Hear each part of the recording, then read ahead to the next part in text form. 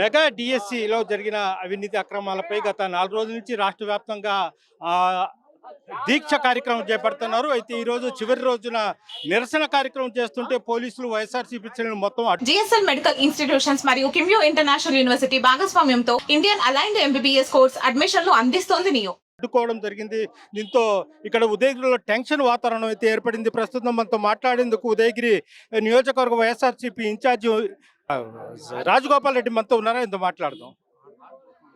పోదాం, అసలు ఏం జరిగింది, ఏంది గొడవ? ఈరోజు దేశమంతా ఈ ర్యాలీ కార్యక్రమం జరుగుతుంది. దానిలో భాగంగా ఈరోజు ఉదయగిరిలో మన ర్యాలీ స్టార్ట్ చేశాం. ఈ ర్యాలీకి ఉన్నట్టుండి పోలీస్ డిపార్ట్మెంట్ వచ్చి మీరు ఎంత దూరమే వెళ్ళాలా, అంతకన్నా ఎక్కువ వెళ్ళేదానికి లేదు అనే ఈ విధంగా మనల్ని అందరినీ కంట్రోల్ చేస్తున్నారు. అది సరైన పద్ధతి కాదు. మా కార్యకర్తలు అందరూ కూడా ఖచ్చితంగా అనుకున్న ప్రకారం జరగాల అనే పద్ధతులు రావటం జరిగింది. కాబట్టి నేను చెప్పేది ఏమిటంటే పోలీస్ డిపార్ట్మెంట్కి కూడా మేమేమి రవిడిజంగా కొట్లాటతోటి పోవటం లేదు. ఖచ్చితంగా మేము బస్ స్టాండ్ వరకు పోయిన తర్వాత వాళ్ళు ఇంకా కొంచెం ఒక 50 మీటర్ల బొమ్మన్నా కూడా పోయే పరిస్థితి మేము చేయము. ఎటువంటి పరిస్థితుల్లో బస్ స్టాండ్ వరకు పోయి ఈ ర్యాలీ ఆఫ్ చేస్తాము.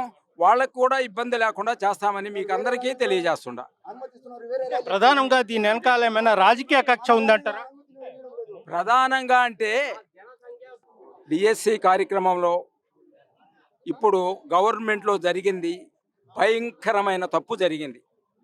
ఈ తప్పును ప్రతి ఒక్కళ్ళు, ప్రజలు కానీ, స్టూడెంట్స్ కానీ, ఉద్యోగస్తులు కానీ ప్రతి ఒక్కళ్ళు దీన్ని అపోజ్ చేస్తున్నారు.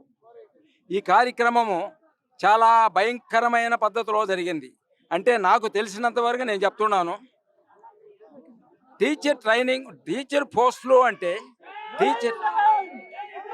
టీచర్ డిగ్రీ అయిపోయిన తర్వాత ఒక ట్రైనింగ్ తీసుకుంటారు. దాంట్లో బీఈడీ కంప్లీట్ చేస్తారు. బీఈడీ కంప్లీట్ చేసిన తర్వాత ఎగ్జామ్ పెట్టి ఎవరైతే సెలెక్ట్ అవుతారో వాళ్ళకి ఇస్తూ వచ్చారు. ఈరోజు పరిస్థితి ఏంటంటే డిఎస్సి లేదు, ఏఎస్సి లేదు. చంద్రబాబు నాయుడు కానీ, లోకేష్ కానీ ఎవరికి అనుకుంటే వాళ్ళకి ఇవ్వటమే అదే కార్యక్రమంగా పెట్టుకున్నారు. ఇటువంటి కార్యక్రమం ఇప్పటి వరకు చరిత్రలో జరగల. ఎటువంటి పరిస్థితుల్లో దీన్ని మనము తప్పుగా చూపించి ఖచ్చితంగా లోకేష్ చేత రిజైన్ చేయించి మనం మళ్ళా ఎగ్జామ్ పెట్టి రాసిన ప్రతి ఒక్కరికి ఎవరైతే ఉత్తీర్ణులు అవుతారో వాళ్ళకి ఉద్యోగాలు రావాలనే పద్ధతిలో మేము డిమాండ్ చేస్తున్నాము. ఖచ్చితంగా ఏమైనా సరే లోకేష్ రిజైన్ చేయాలా.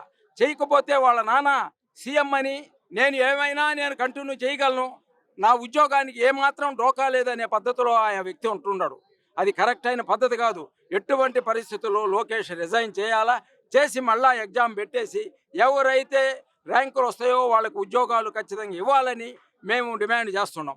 ఒకటి, రాష్ట్ర వ్యాప్తంగా ఇలాంటి గొడవలు ఏం జరగలేదు, గమ్ముండే ఏం జరగలేదు. అయితే ఒక ఉదయగిరిలోనే ఎందుకు మీకు పోలీసులు అడ్డుకోవడం జరిగింది? దీని వెనక ఏమైనా రాజకీయ కుట్ర దాగి ఉందని అంటారు?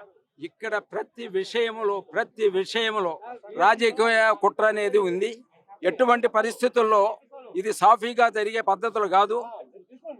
పోలీస్ డిపార్ట్మెంట్ని గవర్నమెంటే వాళ్ళకి ఏమాత్రం మినిమం వాల్యూస్ లేకుండా వాళ్ళని గబ్బు పట్టిస్తున్నారు.